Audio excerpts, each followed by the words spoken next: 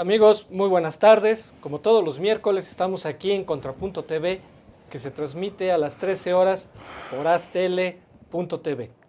Como se anunció con anticipación, hoy tenemos un tema que está candente, sobre todo porque pues en México, en comparación con América Latina, pues hay un gran rezago en la lucha contra la corrupción, sobre todo en términos de materia presidencial. Como ustedes saben, de unos años a la fecha, en América Latina, se han llevado a juicio diversos presidentes de la República, algunos ya están condenados, la mayoría todavía están sujetos a investigación. Y bueno, pues también como ustedes saben, uno de los temas fuertes del que ya es prácticamente presidente electo, que justamente hoy le dan a esta hora su carta de presidente electo, López Obrador. Una de sus cartas fuertes es la lucha contra la corrupción y concretamente pues él propone una reforma al artículo 108 de la Carta Magna, donde se establezca que se puede llevar a juicio político al presidente por delitos de corrupción y que atenten contra las libertades electorales. Bueno, para tratar este tema y otros, pues nos da mucho gusto que esté con nosotros, pues nada menos que un analista político de primera, experto en temas de corrupción, que ha sido candidato para fiscal anticorrupción, no se diga pues, don Mario Velasco. Gracias, Enrique. Gracias por invitarme como siempre. Qué bueno que estás con nosotros. Y astl.tv también. Qué bueno que está con nosotros y bueno, pues vamos a tratar diversos temas que son candentes. Y bueno, pues ustedes saben también que él acaba de publicar un libro que se llama Contra la Oscuridad, donde analiza temas de corrupción, anticorrupción. Pues Mario, ¿qué te parece si empezamos con tu libro? Mira, te agradezco mucho. Ya me leyeron en la mente aquí la producción. Ya, sí, claro. Ya me estoy volviendo ya muy predecible o la producción cada vez más inteligente. O se están poniendo más de acuerdo. O más inteligente, claro. ¿verdad? Y miren, platícanos del libro, ¿qué motivó este libro? ¿De qué trata? Mira, este libro, junto con José Luis Romero Hicks, quien ha sido invitado también aquí a este programa y a esta cadena de televisión por cable. Un día estamos comentando que sería bueno hacer un libro al respecto del tema de la corrupción, ya que pues bueno, de unos años para acá había sido pues no solamente motivo de todos los cafés, sino de los discursos, de las propuestas de campaña, de las críticas, de las perspectivas, todo siempre estaba en relación con la corrupción. Ni qué decir el marco internacional, ¿no? Desde el arribamiento de este señor Espiras en Grecia, ¿no? Desde que arribó él al poder por este motivo de esta familia que se había entronizado en el poder y que hoy está acusada de corrupción, cuya ministra de Cultura algún día fue esta actriz famosa Melina Mercury. Después lo que pasó en España con toda la situación, pues que algunas cuestiones del PSOE, pero principalmente el Partido Popular, ¿no? Ni qué decir lo del factor disruptivo que sería después la elección de Trump, ¿no? También acusando de corrupción siempre a los Clinton o a la clase política que estaba en el poder, ni qué decir lo que pasaba en Brasil, lo que después ocurriría en Guatemala, es decir, como tú bien dices, casi en todas las latitudes el tema era la corrupción y de cómo procesar a los corruptos, el tema de las compañías, la otra parte de la iniciativa privada que se dedica a tratar de corromper a los políticos. La más famosa en este hemisferio fue Odebrecht, ¿no? Para los temas petroleros, esta gran constructora brasileña, donde el involucramiento con esta empresa ha costado pues la chamba y la cárcel a más de uno. Entonces, a partir de eso, también vimos que mucha gente que conocíamos tocaba los temas de la corrupción y de la anticorrupción, la rendición de cuentas, la ética pública, la transparencia, todas estas transversales. Y nos dimos cuenta que desde un enfoque interdisciplinario podíamos tomar este tema y analizarlo. Entonces nos dimos a la tarea de convocar a la gente que estaba relacionada con el tema, que le interesaba, y salió un producto muy interesante que es Contra la Oscuridad, que es un libro en realidad es un libro de ensayos. Es un libro de ensayos de especialistas donde hay gente como psicólogos, ahí está el primer... Sí, pues ahí está Tere Vale, no me acuerdo. Tere Vale, la psicóloga, está un un amigo mío que fue el primero que desarrolló los posgrados en Derechos Humanos en México. En la Ibero, cuando Carlos Escandón era el rector de la Ibero y Salinas era el presidente y Carpizo sería el presidente de la Comisión Nacional de Derechos Humanos. Sí, de los años 90, ¿no? Nos hablas. Daniel Harrendorf, de los 90. Argentino, ¿no? Argentino. Argentino, que fue crítico de Menem, fue viceministro de Justicia en Argentina. Menem también acusado de esos delitos. Menem acusado de corrupción y ahora es presidente del Instituto Internacional de Derechos Humanos, Capítulo Américas. Está gente del Poder Judicial de Hidalgo, el magistrado Raúl Arroyo, que estuvo en la Comisión Estatal de Derechos Humanos de Hidalgo y en el Tribunal Electoral de Hidalgo. El mismo Romero Hicks, yo, la senadora Lila Merodio. Lilia fue secretaria de la Comisión Anticorrupción, estuvo cercana a este tema. Eduardo Sojo, que fue director del INEGI, fue secretario de Economía con Vicente Fox Quesada, etcétera. Hay Ileana Rodríguez Santibáñez, que es una académica del TEC, que sabe mucho sobre el tema de la corrupción internacional, etcétera. Salió un trabajo bastante interesante.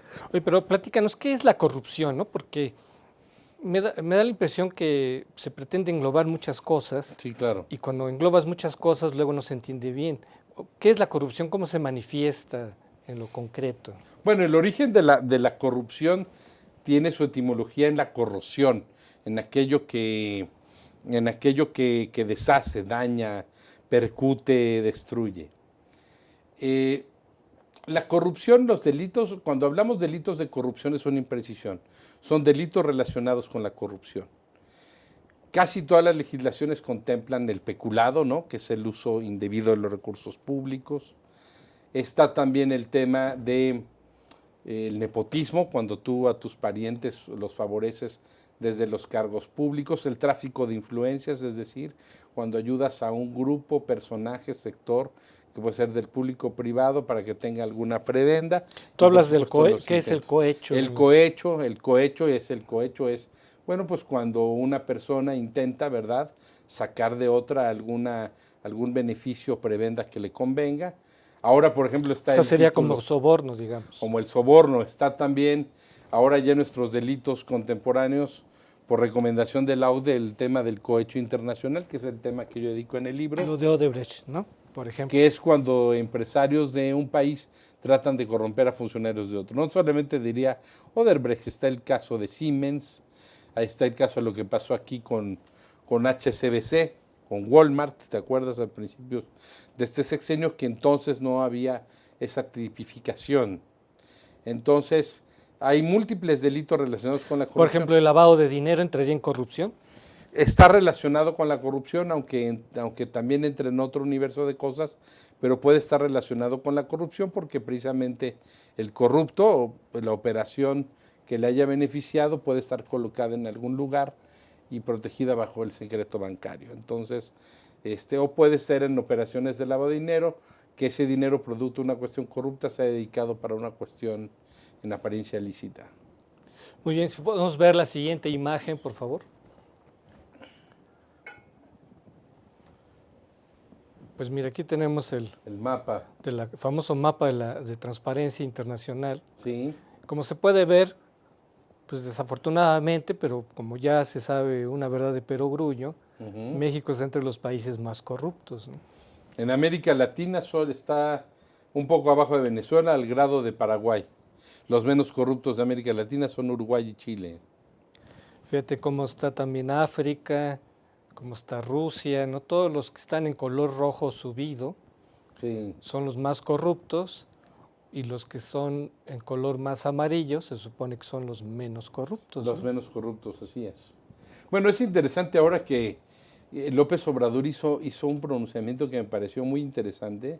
Se me olvidó que lo comentáramos antes, previo a este encuentro, que es para que él esté interesado en contratar compañías, con el caso del aeropuerto y otro tipo de segmentos, que compañías de países que no estén tan relacionados con la corrupción, no tan corruptos. Puso el caso de Dinamarca y Noruega, por ejemplo. Que los que están allá en amarillo. Que están ahí en amarillo, ¿no? Eso me pareció un pronunciamiento interesante porque porque eso tiene que ver también en los términos del compliance, ¿verdad? Que tú firmas o contratas tus servicios de compañías de que efectivamente tienen sistemas internos de manejo anticorrupción, que tienen mecanismos internos como reglamentos, capacitaciones, esquemas de compliance, pero precisamente López Obrador hizo el señalamiento de que países donde compañías de estos países que son menos corruptos. Entonces me estoy dando cuenta que sí hay una noción de que sí hay una relación íntima entre estas inversiones, qué tipo de compañías pueden ser menos corruptas debido a los países donde provienen, etcétera. Ese se me hizo un análisis atendible en ese aspecto, ¿no? Por supuesto que hemos visto que que este triunfo electoral de él y que todas las propuestas de campaña se entraban en el tema de la corrupción. Luego, ¿habrá alguna relación causal entre democracia y corrupción? Porque fíjate, si vemos el caso latinoamericano, sí, claro, pues América Latina pues vivió periodos dictatoriales o de partido hegemónico, pero o dominante democrático. Ajá, distintos tipos de sistemas. Se dice que bueno, en la actualidad pues hay una gran preocupación por la corrupción. Pero antes sí había corrupción, ¿o no había corrupción antes? ¿O qué es lo que nos distingue de antes a la hora? Yo creo que, número uno, estos sistemas como el que estamos ahorita, donde podemos informarnos a través de las redes sociales. Yo creo que cuando se escribió aquel famoso texto de los enemigos de la ciudad abierta, nunca se pensó que lo que podía compensar, amortiguar o incentivar a la sociedad abierta eran estos mecanismos abiertos de información. Es decir, a través de las redes sociales, del internet, de los múltiples mecanismos que tenemos para tener portabilidad de información en mano, pues yo creo que antes no se contaba con ellos y ahora al hacerlo ya es más difícil que se oculte, que haya oscuridad. Por eso, contra la oscuridad, arrojar luz, donde se hacen las triquiñuelas, las corruptelas, donde se hacen los negocios en lo oscurito. Arrojar luz tiene que ver precisamente con esta sociedad abierta que está más iluminada por estos sistemas.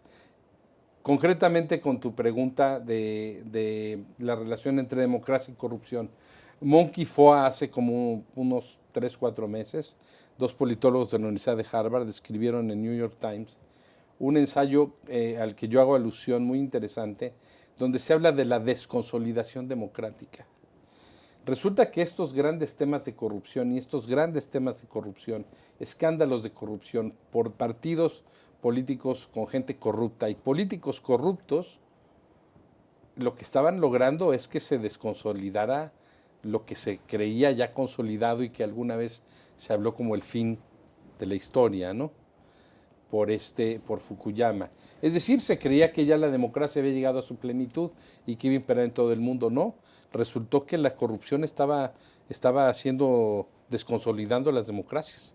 La gente dejaba de creer en la democracia porque decía, bueno, solamente que entran unos, llegan otros y todos son iguales de corruptos. Claro. Amigos, vamos a hacer una pausa y regresamos. Buen punto, ¿eh?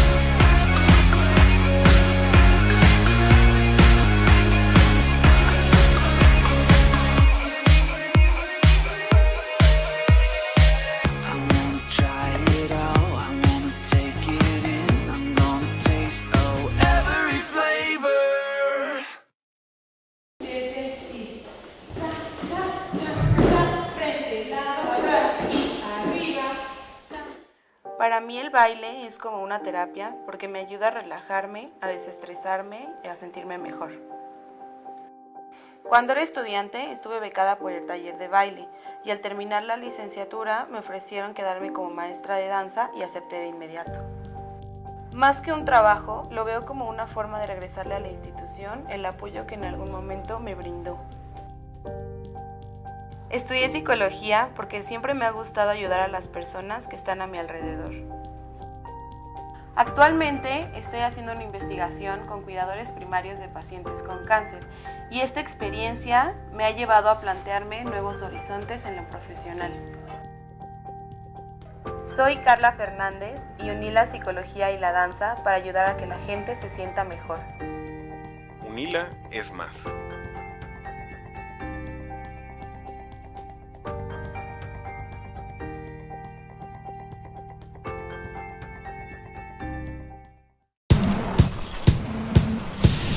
Para cuando sudamos la camiseta. Para los que tenemos una vida intensa. Porque todos necesitamos rehidratarnos. Electrolit, hidratación total, científicamente hidratante.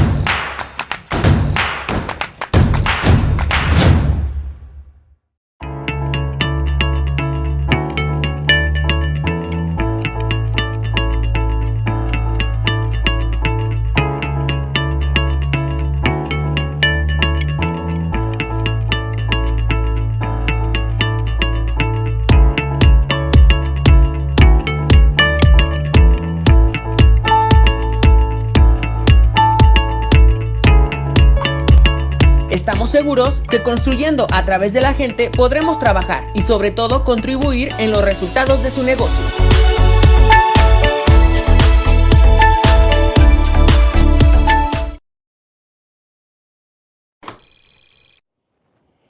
De regreso, amigos, aquí en Contrapunto TV.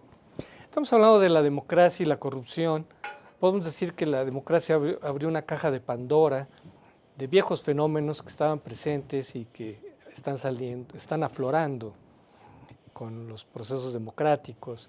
Y una de esas consecuencias ha sido que en América Latina se ha caracterizado por los escándalos de corrupción.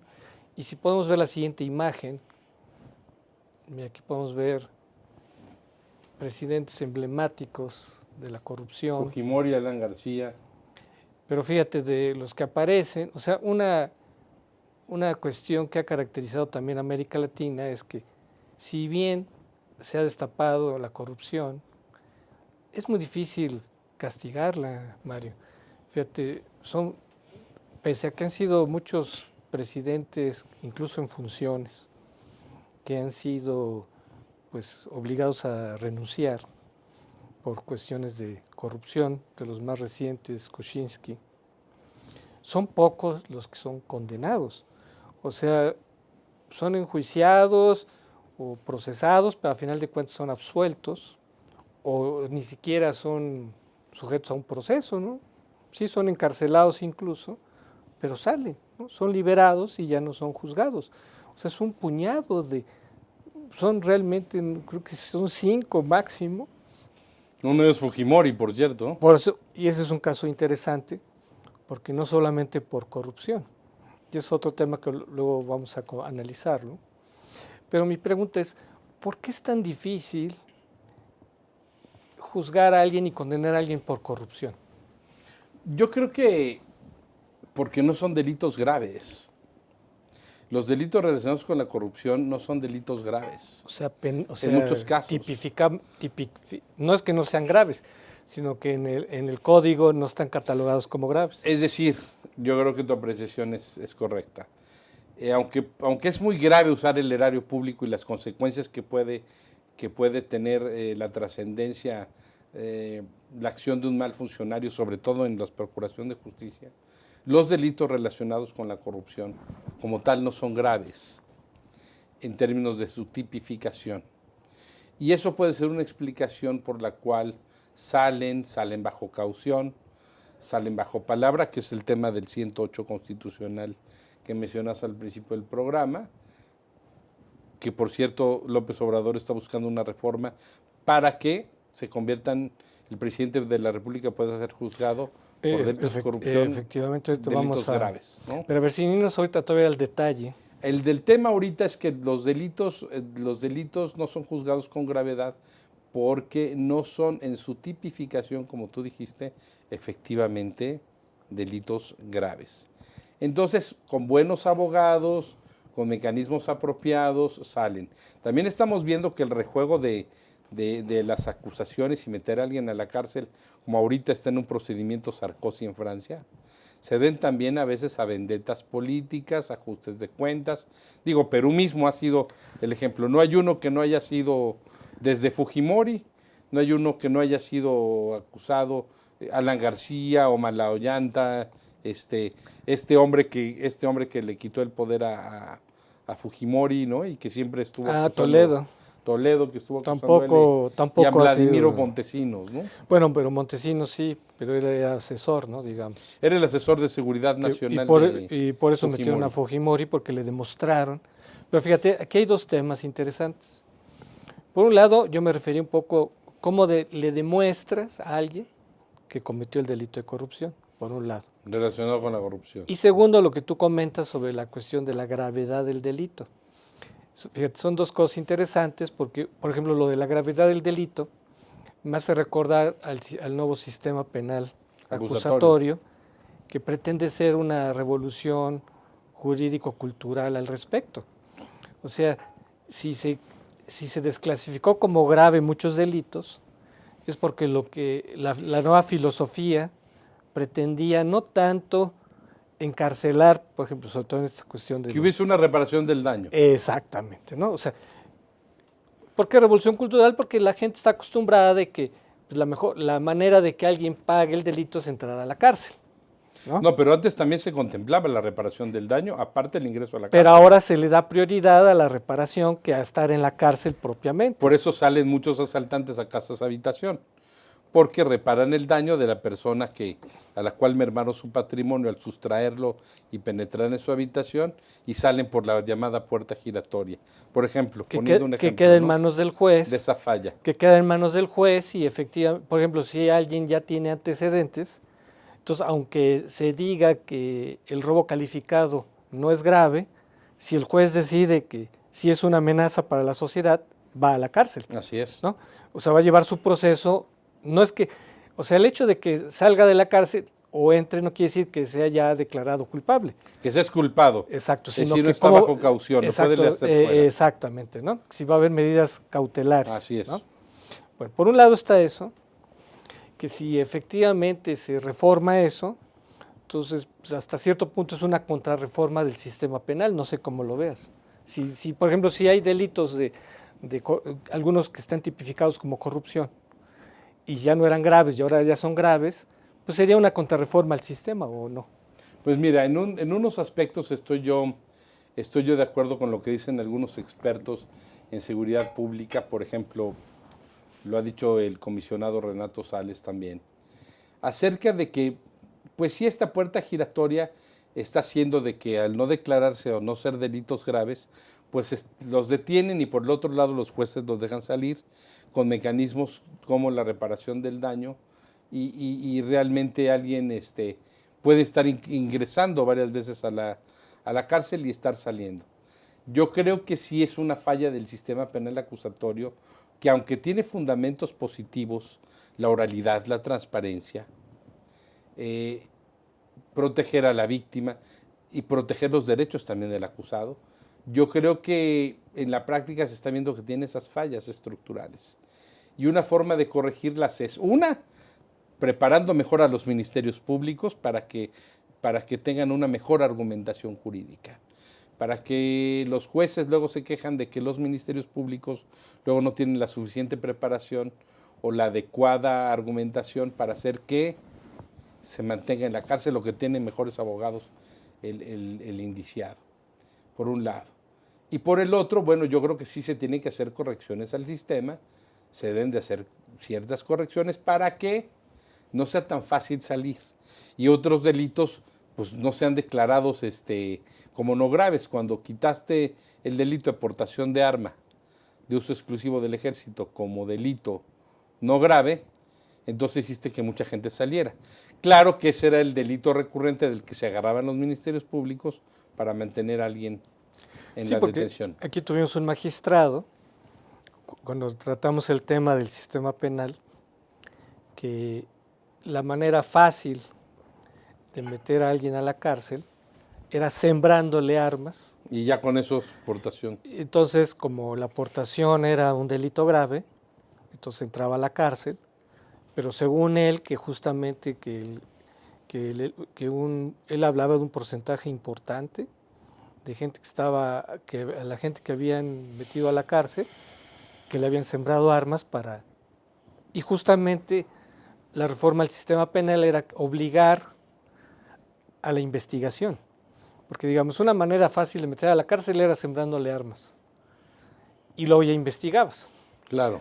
Como ahora ya no era grave, entonces ahora te obligaba a investigar si efectivamente alguien es culpable, ¿no? Es culpable y no solamente por la aportación de armas, sembrada o no. Yo creo que esas son fallas del sistema que deben de corregirse.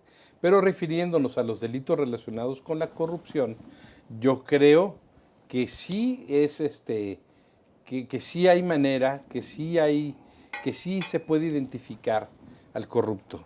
Tan solo por dos elementos muy sencillos.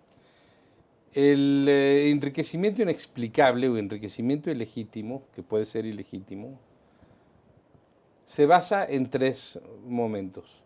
El enriquecimiento de una parte, el empobrecimiento de otra, que puede ser una persona física o moral, o un organismo público, y un nexo causal entre ambas.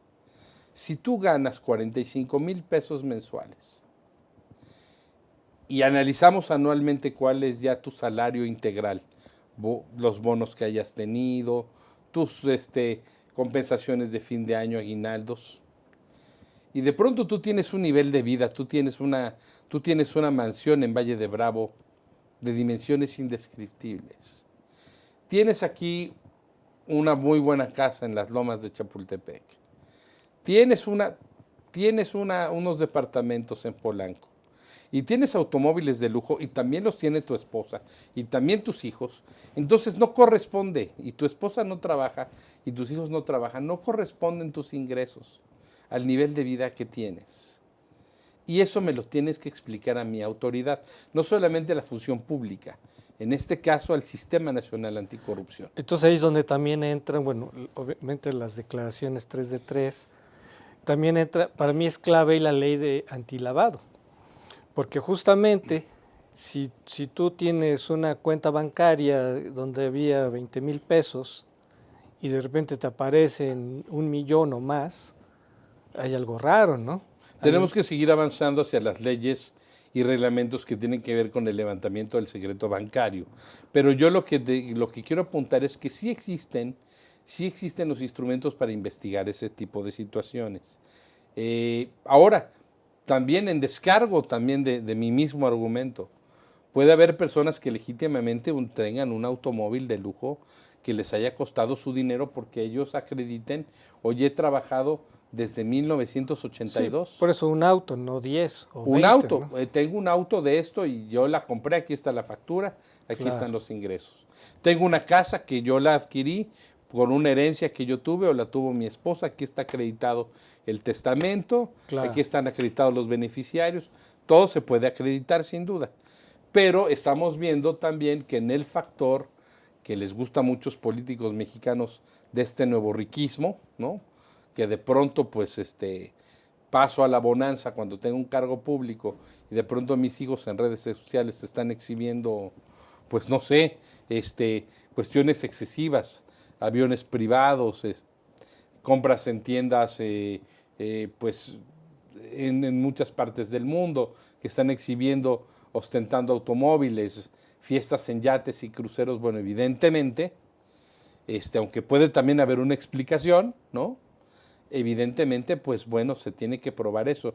Y al no probarse, se pueden empezar a constituir esos delitos relacionados con la corrupción. Mira, configurar. Antes del corte quisiera que viéramos este mapa, si podemos ver la siguiente imagen, que ya se nos está acabando el tiempo. Miren este mapa sobre la corrupción, ¿no? Igual aquí aparecen los estados, los más oscuros es donde se supone que hay mayores actos de corrupción. Y como tú puedes ver, pues no hay una relación causal de la geografía de la corrupción. Hay estados que ha gobernado el PRI, estados que ha gobernado el PAN, estados que ha gobernado la izquierda, y no hay una relación causal entre la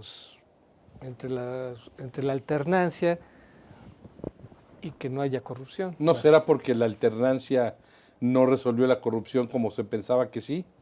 Antes se creía, y lo escuchaba de varios camaradas tuyos, a lo mejor hasta a ti te lo escuché también alguna vez, pero muchos camaradas y muchos compañeros tuyos decían muy, con mucha firmeza y con mucho enojo, decían, es que no van a cambiar las cosas en México hasta que el PRI pierda las elecciones. Me estoy refiriendo antes del triunfo de Cuauhtémoc en el 97 en el DF y del G4 en la Cámara de Diputados. Pero ¿cómo no lo pudiste escuchar si ni siquiera nos conocíamos en esos años? Bueno, pero a tus cuates sí, por ejemplo. Pero, bueno, entonces a mí no. A lo mejor conociste, a ti no. Pero a muchos amigos tuyos bueno. o gente de la, sí. de la facultad, de las escuelas de la UNAM, de la Iberoamericana, de todos los politólogos decían, en México solamente van a cambiar las cosas cuando el PRI pierda el poder y empiecen a llegar otros partidos, porque se van a tener que cuidar unos a otros como pasa en otros lugares del mundo. Pues vimos que no fue así. Antes, al contrario, parece que la alternancia fue motivo de rebatinga para que quítate tú y ahora tengo acceso yo. Sí, desafortunadamente así se interpretó la alternancia y llegamos finalmente a la conclusión que no son los partidos sino las personas, ¿no? Exactamente. Pero los partidos, aquí sí hay una cuestión que vale la pena mencionar. Los partidos tienen que tener, como las empresas, recordemos que los partidos políticos son organismos de interés público. No son empresas, pero la Constitución los cataloga como organismos de interés público. Y como tal, como entidades, como personas morales, tienen la obligación, como las empresas, sindicatos, academias, universidades, ya viste los escándalos que hubo en muchas universidades por temas relacionados con la corrupción, tienen la obligación de tener sistemas de compliance o internos donde tú vigiles, donde tú hagas firmar códigos de ética, donde capacites, donde concientices a los miembros de tu organización sobre la importancia de los delitos acerca de la corrupción. Ni qué decir la educación en las universidades primarias, secundarias, que retorne la materia de civismo, etcétera, etcétera. Amigos, vamos a hacer una pausa y regresamos.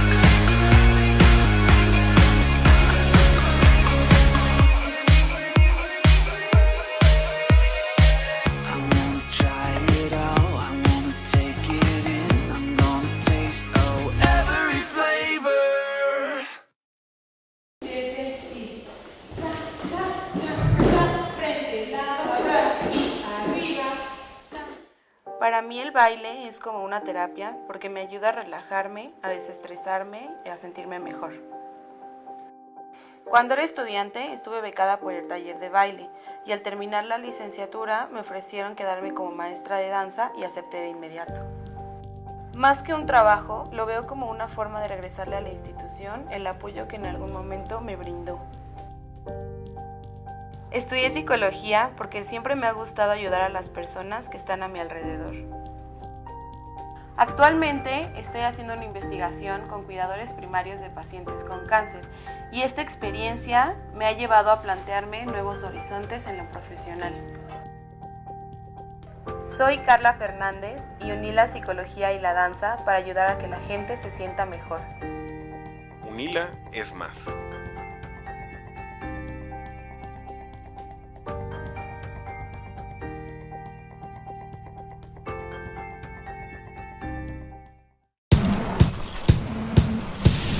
para cuando sudamos la camiseta. Para los que tenemos una vida intensa. Porque todos necesitamos rehidratarnos. Electrolit, hidratación total, científicamente hidratante.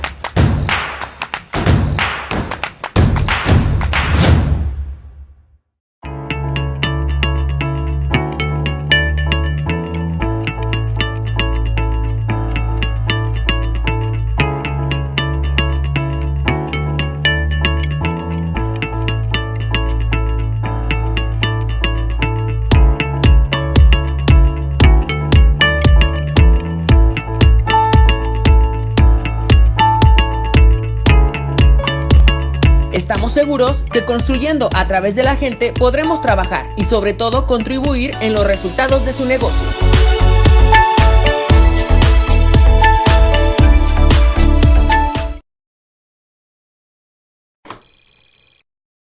Miguel Alemán también. Amigos, estamos de regreso aquí en Contrapunto TV. Estamos llegando a un punto clave del programa. Podemos ver la siguiente imagen, por favor. Esta es una imagen que tú me compartiste, sí, muy ad hoc para los temas del programa. Sí. Una de las banderas fundamentales de López Obrador y que se ve que el electorado se lo premió fue justamente el tema de la corrupción, ¿no? Así es. O sea, la corrupción como el gran mal nacional, la causa, ¿verdad?, de que haya pobreza, desigualdad, que no haya crecimiento económico, etcétera, etcétera, etcétera. Y uno de los puntos claves de estos 50 lineamientos de austeridad y anticorrupción tiene que ver la reforma al artículo 108 constitucional, así es, que como se sabe, se dice que el presidente de la República dice solo puede ser enjuiciado políticamente por traición a la patria o delitos graves del orden común, que es toda una polémica al respecto, porque no es nada claro eso, ¿no? Entonces, ¿cómo ves estas reformas? Y pues hay muchas dudas si efectivamente serviría para eso. Pues mira, yo creo que, y corriendo el riesgo de que se piense de que se están echando flores por ahí, yo pienso que esto sí es un parteaguas, sí lo es, porque no se había hecho.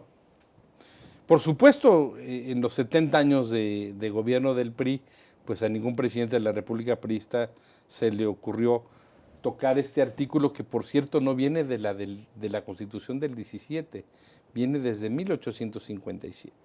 Un buen punto. Viene desde 1857. Entonces, si le queremos hacer al escarbador histórico, pues nos dimos cuenta que no a muchos presidentes les ha agradado la posibilidad de tener mecanismos para ser juzgados fácilmente, mucho menos si pensamos en las grandes épocas de inestabilidad política.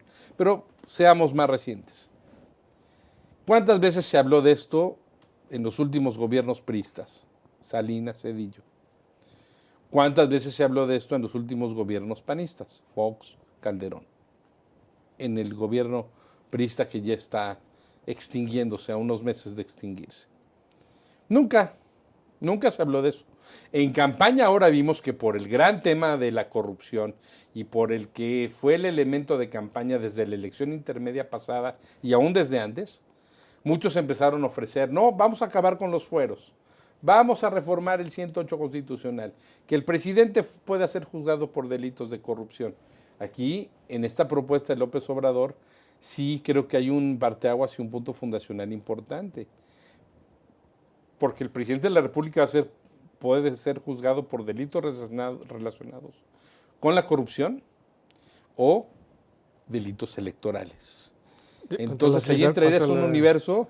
Contra las libertades electorales. Las libertades electorales que son, pues, serían delitos electorales. Que es por fraude, ¿no? Pues todo el mundo está pensando. O por fraude uso de electoral, programas, ¿no? O el uso indebido de programas sociales con fines electorales, ¿no? Bueno, fíjate, ahí hay cosas interesantes. Fíjate, ¿qué consecuencias tiene, por ejemplo, cuando dice por delitos de orden común. Es tan genérico, tan ambiguo, que en la delitos graves del orden común. Sí, que en la práctica se vuelve inaplicable, valga la redundancia, ¿no?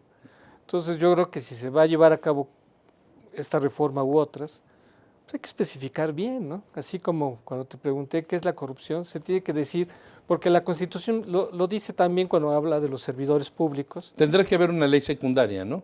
Pues yo digo desde la Constitución. Bueno, si la Constitución dice de los delitos Pero se tiene que especificar bien para que no se preste a interpretaciones. Sin duda, de entrada sería decir, podrá ser juzgado por delitos relacionados con la corrupción, porque no hay delitos de corrupción. Y especificar cuáles son estos estos delitos. Para que no quede ambiguo.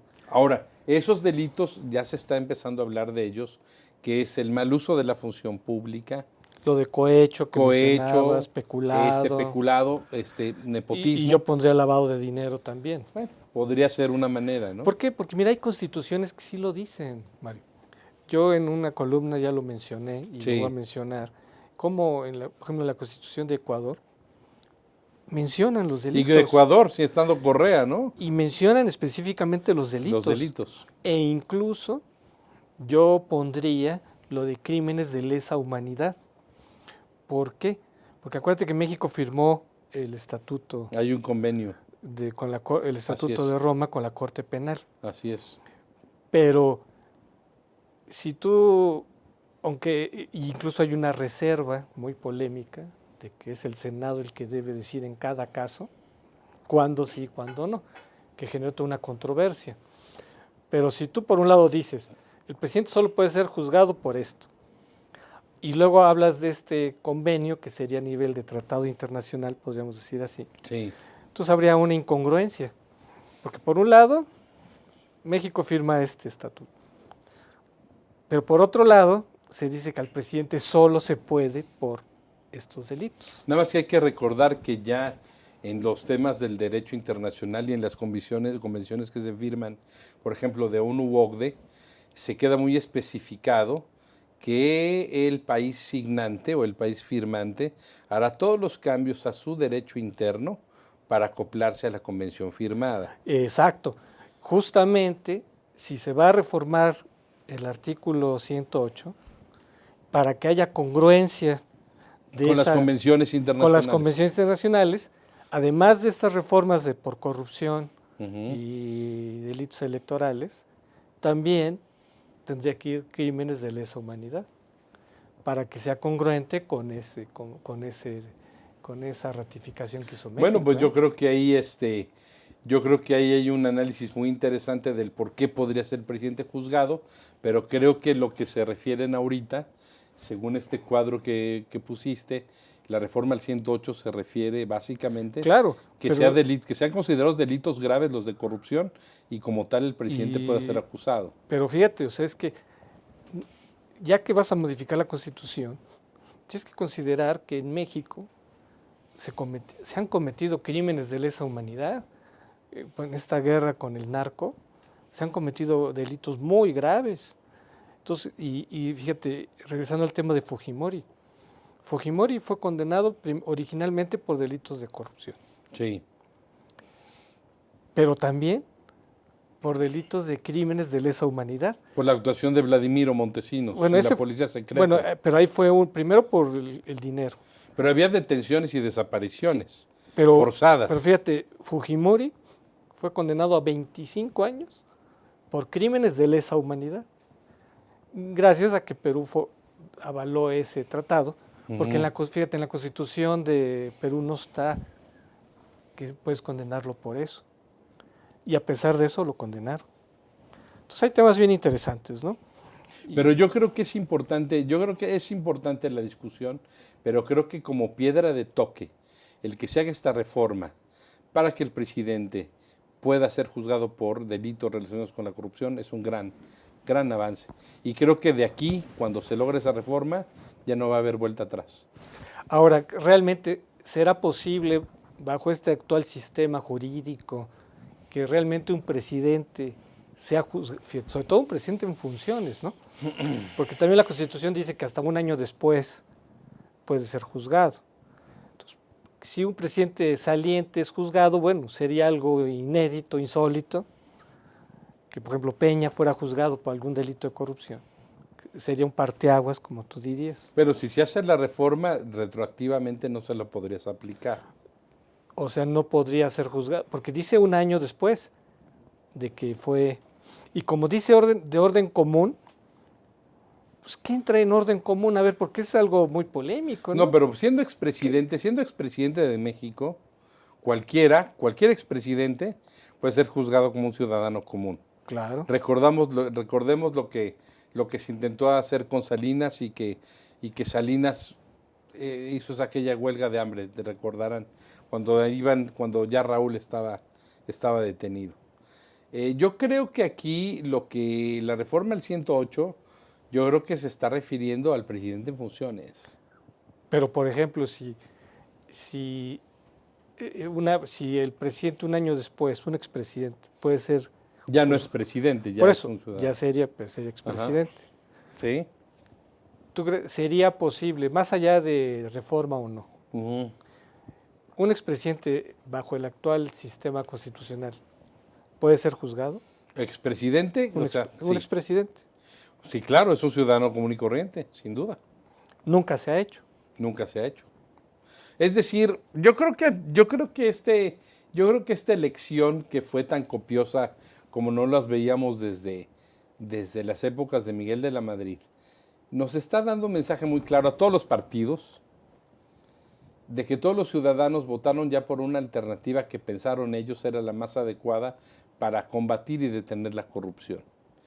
Algunos dicen, con escepticismo, y un escepticismo fundamentado y atendible, que es una utopía, no se va a erradicar la corrupción y se va a lograr hacer en este sexenio. Yo tengo un punto de vista un poco más optimista y más intermedio. Ya se ha avanzado en el Sistema Nacional Anticorrupción y creo que si esta reforma al 108 se logra, estaríamos ya ante las bases sólidas, ya no unas bases ni quiméricas ni con poco sustento, sino estaríamos ya ante las bases sólidas para ya empezar a construir un país que si no erradique la corrupción como una posible utopía, quizá en 1000 años, ¿sí? Quizá en 1000 años o 500 años, cuando recuperen estos programas y estos textos, la posteridad va a decir, mi gente, el tema que les preocupaba y ahora lo logramos superar. Pero desde ahora sí parece una utopía, inalcanzable el ideal. Pero sí vamos a poder combatirla y echarla para atrás y sobre todo disminuir estos dramáticos índices si sentamos bien las bases. Pero si es más agresivo y nos vamos hacia la reforma, recordemos que hay un sistema nacional anticorrupción que opera también con un comité ciudadano. Y si este comité ciudadano, con una reforma al 108, encuentra alguna anomalía para acusar al presidente, cuidado, ¿eh? Pero digamos, habría que revisar también el procedimiento de juicio político, porque ya ves que es a través del Congreso que se acusaría... La Cámara de Diputados y la de Senadores. Que se acusaría al presidente, ¿no? Claro, si como en la actualidad es el mismo, como Morena domina el Congreso, pero mucha gente vería como irreal que se le pudiera... Pero solo lo va a dominar por 3 años, no sabemos dentro de la intermedia qué pase. Es decir, hemos visto y por el ejemplo que tuvimos con Fox, que pues se desvanece muy fácil el bono democrático y que no hay cheques en blanco. Pero digamos... Supongamos que en 3 años no tienen la mayoría. Pero digamos, en cualquier caso, ya sea Morena, X partido, ¿no? Sí. La gente, y realmente se ve difícil que políticamente, verlo en Estados Unidos con el Partido Republicano y Trump, ¿no? Algunos decían que era muy difícil que López Obrador ganara y que era imposible. Pero digamos, tú velo en cualquier país del mundo, es difícil que el partido en el poder vaya a juzgar a su presidente, ¿no?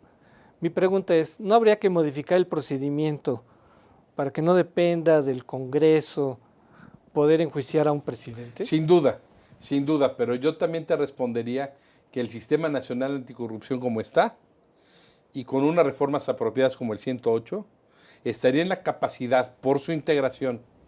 Recordemos que el Sistema Nacional Anticorrupción se integra por partes del Poder Ejecutivo y otras que vienen del Congreso, la Auditoría Superior de la Federación, del Tribunal de Justicia Administrativa, Recordemos que se integra por el fiscal anticorrupción, ¿no? Por el Instituto de Transparencia. Entonces, un fiscal anticorrupción que nos están diciendo que habrá pronto junto con un fiscal general y que tendrá un cierto rango de autonomía, aunque no se va a reformar el 102 constitucional.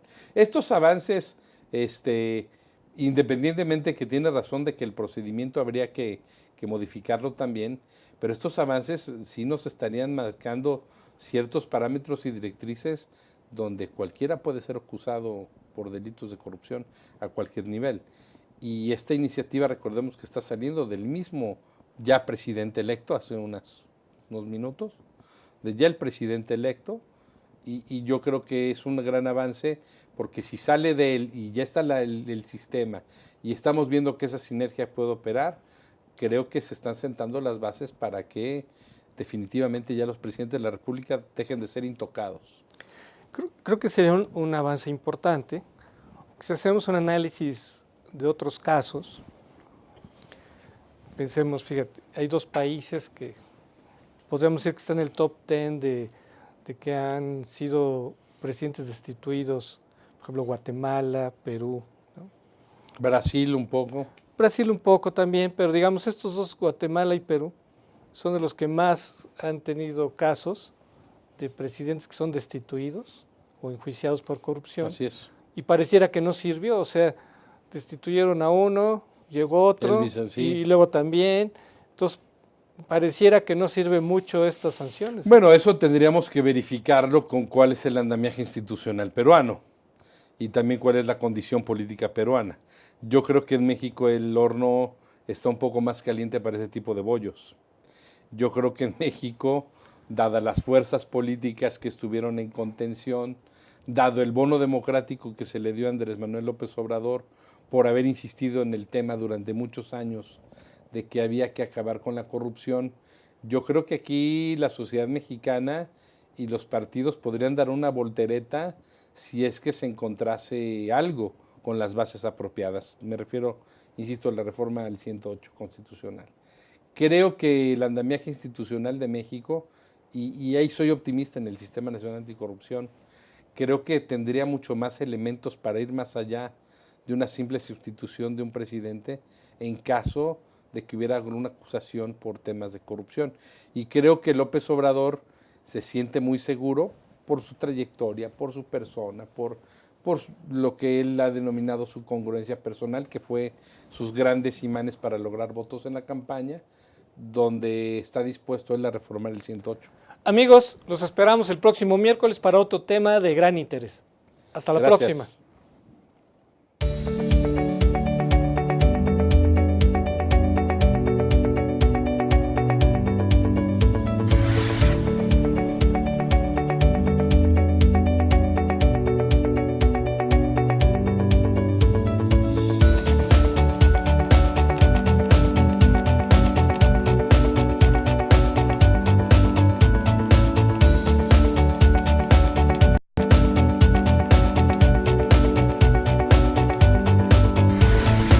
Astele.tv